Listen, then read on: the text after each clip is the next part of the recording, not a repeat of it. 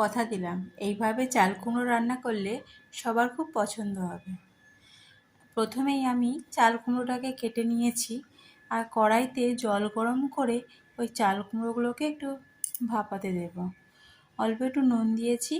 এবার একটু নাড়িয়ে নিয়ে আমি চাপা দিয়ে কিছুক্ষণের জন্য রেখে দিচ্ছি।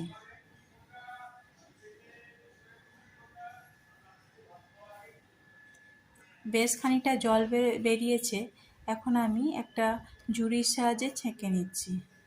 কড়াইতে তেল গরম করে দিয়ে দিচ্ছি শুকনো লঙ্কা দুটো আর 5 ফোড়ন, সর্ষে, জিরে সব একটু হালকা করে ভেজে নিয়ে আমি বেটে নেব কিছুটা নারকেল দিয়ে। এবার ওই ভাজা তেলেই আমি আলুগুলোকে ভেজে নিচ্ছি। ভালো করে আলুগুলোকে ভেজে নিয়ে তুলে নেব।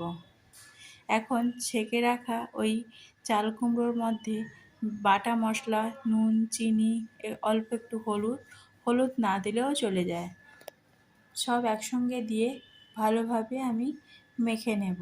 দিয়ে বেশ খানিকক্ষণ রেখে দেব ভেতরে মশলাটা প্রবেশ করার জন্য।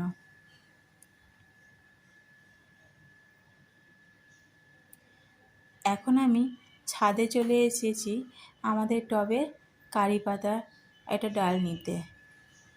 এবার কড়াইতে যে তেলটা অবশিষ্ট ছিল ওই তেলের মধ্যে শুকনো লঙ্কা, কারি পাতা আর জিরে, সর্ষে দিয়ে আমি ফোড়ন দেব।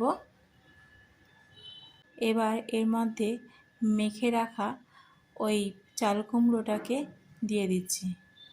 ভালোভাবে নাড়িয়ে আমি রান্না করে নেব।